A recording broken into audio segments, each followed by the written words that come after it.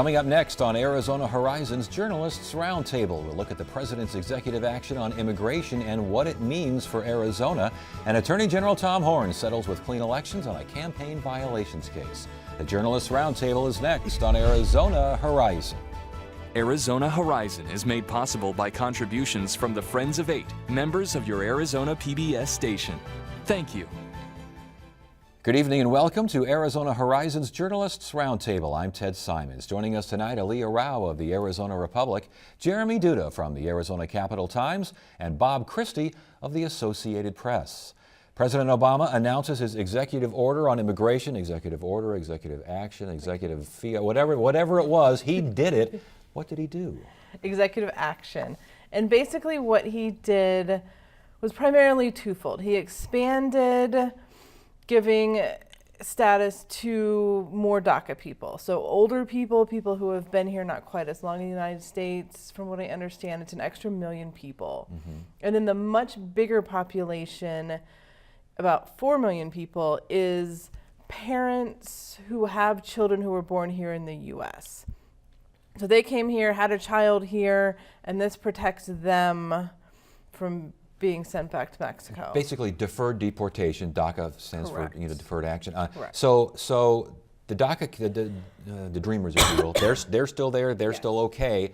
And now this basically expands. Who is protected for what? Another 3 years, something like that. Another 3 years. They'll have to go through background checks, and there's various requirements, but it expands this new population for another 3 years. Yeah, this is what's interesting is kind of a limbo, if you will, because they're not on a path to citizenship. They're not on a path to any sort of legal permanent status. They're, as the name implies, deferred. The possibility of deportation is deferred for 3 years, or if a Republican president takes the White House in 2016, maybe for 2 years. But they, get Social Security numbers, work permits. They're allowed to work. Not allowed to get stuff like government benefits, though, which is a pretty big thing. Not driver's licenses in Arizona, according to the current governor and the governor-elect. I was going to say, Doug Ducey came out relatively quickly and said, forget about driver's licenses. Right. Governor Brewer 2 years ago, when Obama extended the what some call amnesty to the young folks who've been here, the DACA program, Governor Brewer signed an executive order which basically said that even that a work permit that's issued under this program does not, for Arizona's purposes, give you the right to get a driver's license or in-state tuition or other state benefits that a federal work permit normally would give you. Ducey has said, and I checked with his people again to make sure that it's not just the driver's license, but it's the whole bit. He says he backs what the governor did. He's going to continue that executive order. And real quickly, again, you have to be a parent of a U.S. citizen or legal permanent resident, which means if you are the parent of a dreamer originally affected by the deferred action for childhood arrivals, you're out of luck. Yeah, this does not apply to the parents of the DACA kids. And I would imagine that there are a lot of folks that aren't happy about that. There's a lot of frustration. I think there's obviously hope that, this is one step and maybe we'll see additional steps. But, there was some heartbreak and some excitement, I think, last night. Right, and I talked to a young man today. He's 24 years old. He was brought here when he was 9. His parents came over. They've been here 19 years. And him and his brothers, his siblings, are covered under DACA. But his parents, who have been here 20 years, or almost 20 years, are not covered because the mother didn't have another baby when she came to the U.S. So there's this weird definition of... I was going to say, it starts getting pretty convoluted out there with this. Yeah, it gets pretty complicated, and especially because it's a temporary thing. I know in our paper, Todd Sanders, CEO of the Greater Phoenix Chamber of Commerce, made a very interesting point about the temporary nature of this, is these folks will now have work permits. They'll be allowed to legally work in the United States. But if you hire one of these guys, one of these people, you don't know how long, if they're going to be permanently legal, in 3 years, are you going to have to fire them? In 2 years, are you going to have to fire them? So that leaves a lot of questions. And I know, there were a lot of people who were very happy about this and a lot of people who were very unhappy. But even some of the folks who supported this, there's still some things they're not so happy about, like the lack of temporary legal status for parents of DACA recipients, the temporary nature. And of course, the Republicans are unhappiest of all. Right. And everyone says, executive fiat, overreach by the president. He should have worked with Congress. Of course, the House of Representatives hasn't been so obliging, but there's something for everyone to kind of pick at here. The interesting part is, the strategy is it's very difficult to take these things away, even though it's only 3 years. Even if there's a Republican president, does the Congress and the president sign a law that says these people who've been given deferred action and have assimilated into society and have become legal, we're going to take that away from them now? It's much harder to take it away. And I think that's part of the president's thought on this, is that it's much harder to take something away once it's been granted. Sure, and I think making it for 3 years was definitely part of that strategy, is in case it's a Republican who succeeds them, it's kind of saying, forcing them to make a decision, forcing them to, be the bad guy, if you will, and take this away from them. Yeah, but it's still only 5 million of 11.5 to 12 million yes, and undocumented migrants in the U.S. Brings up the next question. What happens to the other 6-7 million that are out there that may not qualify under these deferred deportations? I know, and again, the president seemed to, felons, not family, that sort of thing. Did that resonate, do you think? Did that make sense to people?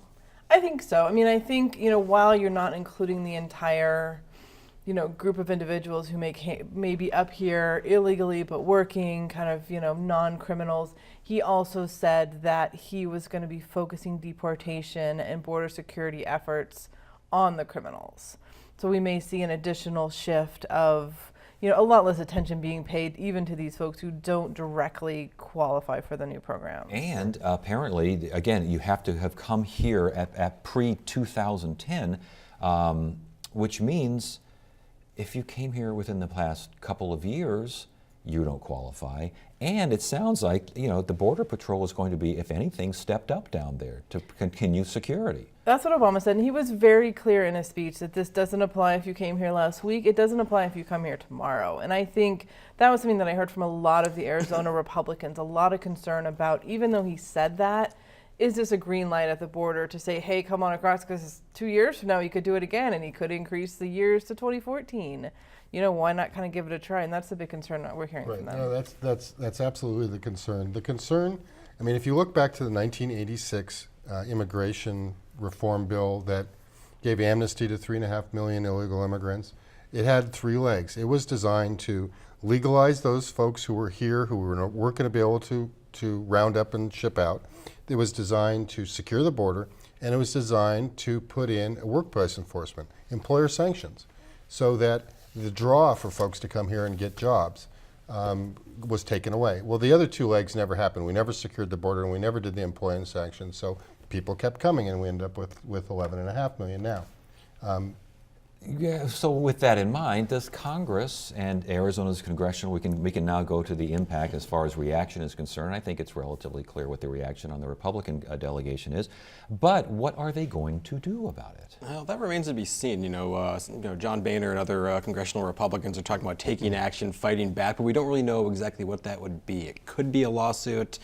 Not exactly sure how that would work, but it could be, obviously there's threats of another federal shutdown over this. Those have been looming for, weeks at this point.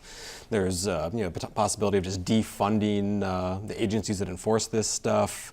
I'm sure there's a lot of people kicking around a lot of options over there in the Beltway, but they're going to have to kind of settle on a course of action, and it might be, this being Congress, it might be kind of difficult to get everyone to agree on one course of action. Right, and national Republicans are still stung by the last government shutdown, so that essentially for the moderates in Congress is off the table. You'll hear it from the rabble-rousers, as John McCain would call them, that that they want to do it, but they won't be able to get that done. So a lot of what Obama did took off the plate from the Republicans some of the actions that they could take, because what are they going to do? What are they going to do? And as far as response from Governor-elect Ducey, I think we have a quote, exacerbating a problem after 6 years of inaction on the president's part, and it makes bipartisan efforts nearly impossible. Is that just rhetoric for the crowd that he needs to speak to? What other kind of reaction is going on out there? What can be done? Well, I don't think it is just rhetoric. I mean, a lot of people said, look, we had this election. We've got a lot of new Republicans in. The Republicans are taking the Senate, and Obama kicks it off by bringing everything to a standstill. And what does that really do to kind of encourage communication between this new Congress and the president? You know, according to Ducey, and I think according to a lot of people, it doesn't. It goes exactly the opposite direction. So if it goes the opposite direction, who wins? I mean, we've already heard about the do-nothing Congress and stalling at every turn, and they've had this for 500 days and they haven't done anything so far. Who wins that particular argument? It's hard to say. You know, last year when the Republicans shut down, in Congress shut down the government, the Democrats said, well, you guys are going to pay for this come the next election, and that most certainly didn't happen. Yeah. So, I mean, it's kind of difficult to figure. You know, the next election is a presidential election year. You'll have higher turnout. The dynamics might be different. It'll be interesting to see. What I'm kind of waiting to see is how folks at the state level respond, because we see everyone at Congress kicking around all these ideas, but at the state level you already have 3 Republican governors, Scott Walker, Mike Pence, and Rick Perry, talking about a possible lawsuit. I don't know that we've heard anything from any other governors or from Doug Ducey about whether or not he might join them, but those are all 3 governors who he very publicly holds in very high regard. This might be something where a new governor feels like he's got to take a stand. You know, a lot of people oppose this. So there might be legislation introduced. I'm not exactly sure what that could be, but I would certainly expect to see a lot of legal immigration-related bills and border security-related bills coming up in the legislature next session. Ducey's statement was a little more tempered than I thought it might be. You know, Governor Brewer's statement was fiery. I mean, it was 7 paragraphs of attacks against the president, calling him an emperor and a king, and he can't act this way, and very, very strong statement. Ducey's was much more tempered. Now, and that may be different styles, and as we, talked to him this week on other matters, he's not really ready to reveal exactly what he wants to do Much yet, of anything, really. And he hasn't talked about illegal immigration or border stuff that much really throughout the whole campaign. I mean, this came up a lot during the Republican primary, mostly because of Christine Jones and to a lesser degree Andy Thomas. But really the only times Doug Ducey talked a lot about that issue was when he was kind of forced to talk about it because it became kind of the issue du jour. And since then, I mean, he's talked about it a bit, but that is far, far from one of his primary focuses. Yes, and we'll get to one of those primary focuses in a second. But before we leave this, what does this do? Are you hearing that this will now galvanize the Latino vote? Will it galvanize conservatives who are so strongly against immigration, this kind of an immigration action? I mean, you're talking about lifting one side, but the other side could very well be lifted higher. I think it's definitely galvanizing conservatives. I mean, they're mad. You've got all over the social media King Obama and the pictures and the jokes, and there's definitely some furious people out there. In terms of the Latino population, there was some frustration.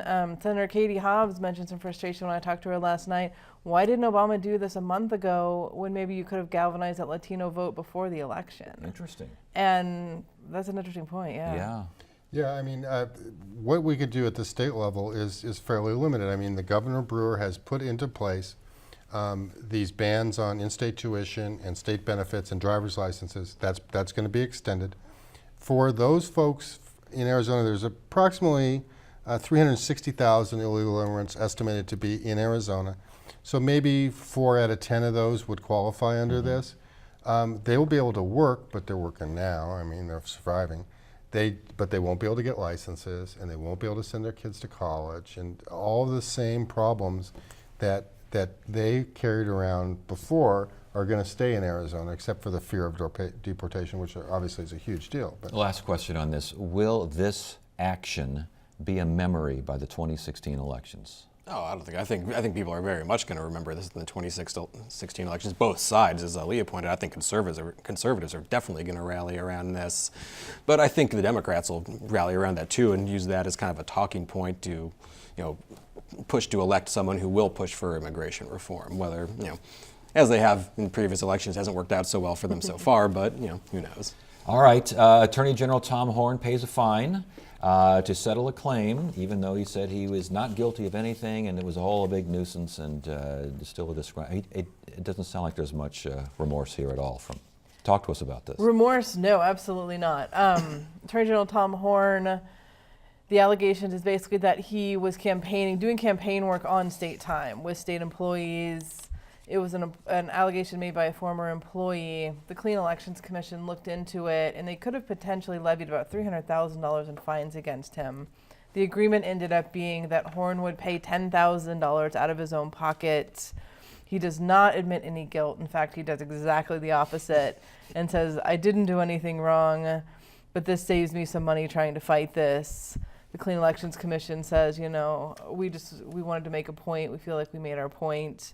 He does have to not admit, but he had to say that employees should not be using state time to campaign, but he doesn't have to say, I did it and I will Right. not do it. Yeah, what do you make of this settlement? Did he get off easy? I don't think Tom necessarily got off easy or not. He paid $10,000. It had to come out of his own pocket. That was part of the deal. He couldn't use campaign funds or a legal defense fund to do it. Strategically for the Clean Elections Commission, he had to drop his a lawsuit that he had filed that he was appealing, that they didn't have oversight over him because he's not a clean election candidate. That's off the table. And more importantly, he will have to comply with have to refile his campaign finance reports if the second investigation being done now as farmed out of the Secretary of State's and the AG's office finds that he violated it. And I think that's probably going to happen. Yeah, the executive director of the Clean Elections Commission, Tom Collins, very much thought this was, he thought this was very significant and certainly did not agree with Tom Horn's sentiment in this. When they were going over this during the meeting yesterday, he said, talked about how significant he thinks it is because of, basically affirming the legitimacy of the Clean Elections Commission to investigate this type of thing, affirming that, state employees can't do this kind of electioneering in state time. And he told the commissioner, he said, and keep in mind that anything else you hear today is just spin. And after the meeting, he had a few more words for me about that and said, Tom Horn can characterize this however he wants. I acknowledge that it does not include the word guilt, but the settlement speaks for itself. Right, and it's not a criminal case. It's not guilty or not guilty. So it's really, Right, guilt right. is, it's a civil penalty. He paid it. If you write the check, Yeah, but he says it's a nuisance suit. He said it was basically a nuisance suit from a disgruntled employee. Just get it out of the way. It would this cost me much less than taking it down the road. Sure, but people might, people are going to view this however they want to view this, and for a lot of people, they're going, even though Tom Horn very much did not admit guilt, quite the opposite, a lot of people are going to view this as kind of a de facto admission of guilt. And let's not forget that Tom Horn is definitely not out of the woods, as Tom Collins put it. This doesn't affect any other civil or criminal matters. The Maricopa County Attorney's Office is still investigating these very same complaints that were forwarded over from the Secretary of State's office. And then there's still the original campaign finance case, the one that originated from his 2010 election, the one that caused the first domino that caused all these other problems in the first place, where he could still be facing $1.2 million in fines, and he's still fighting that in court. Does anything that was revealed in this case, or the amended campaign reports, will that affect any of these other cases? Probably not, because what these people have done with the current thing is share. So the Secretary of State's office investigating, the Clean Elections Commission was investigating, and all that material has also been turned over to the Maricopa County Attorney for their criminal, one suspects, investigation.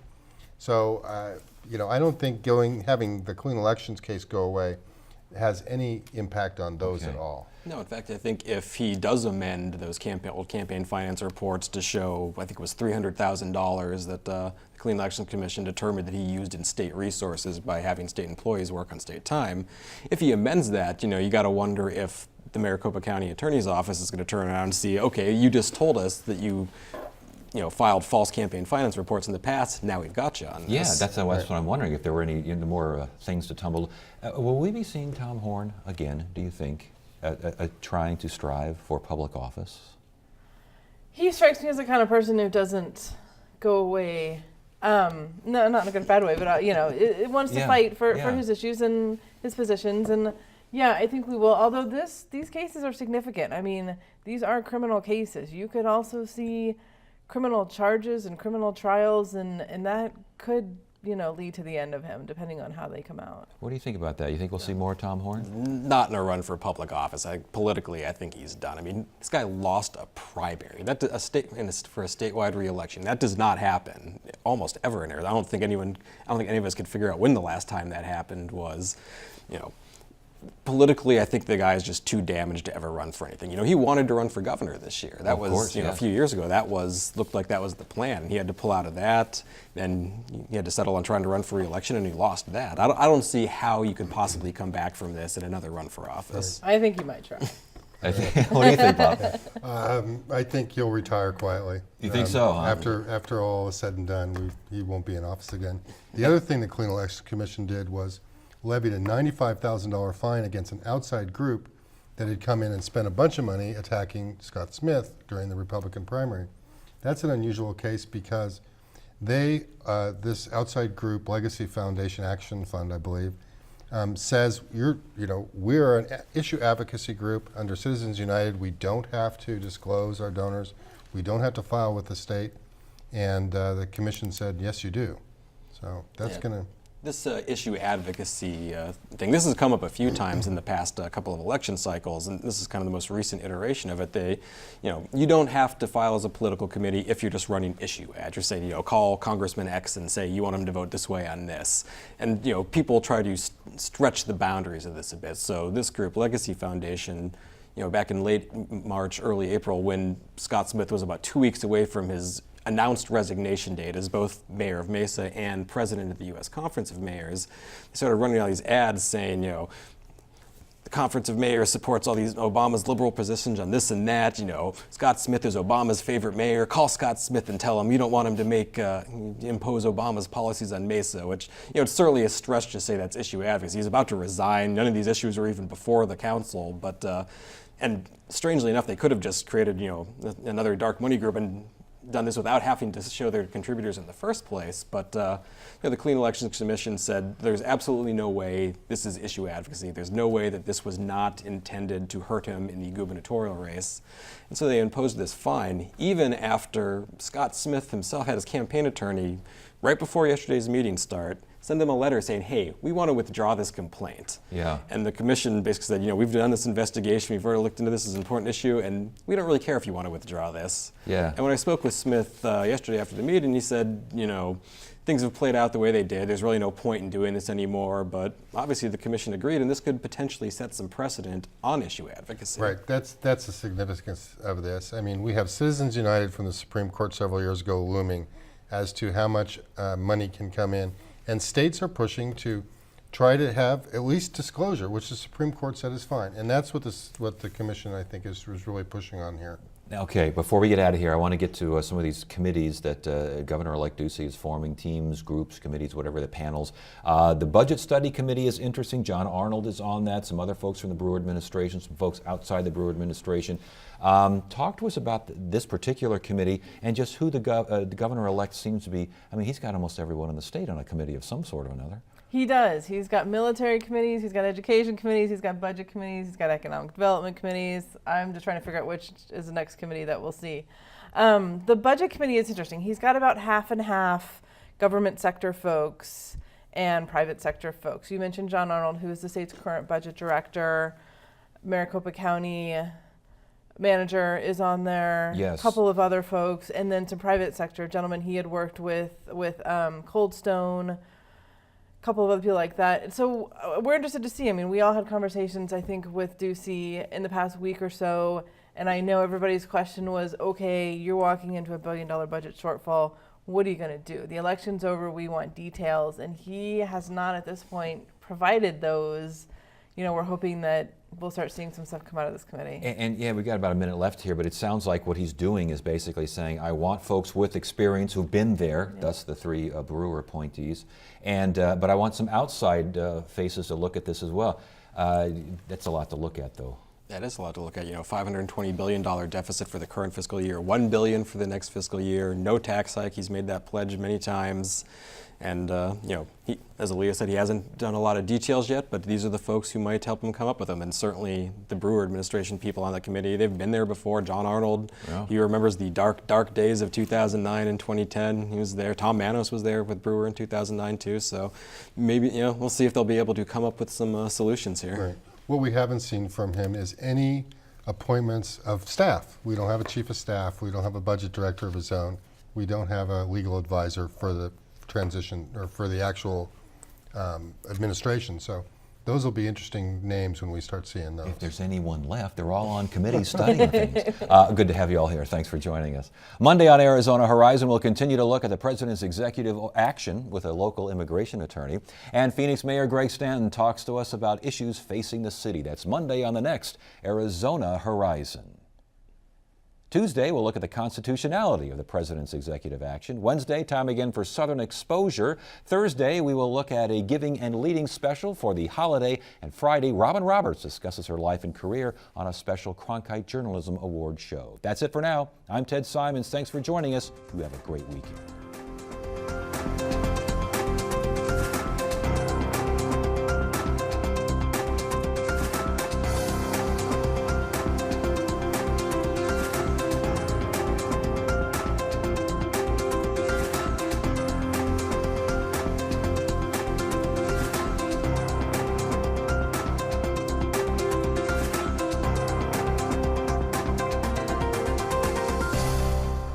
Arizona Horizon is made possible by contributions from the Friends of 8, members of your Arizona PBS station.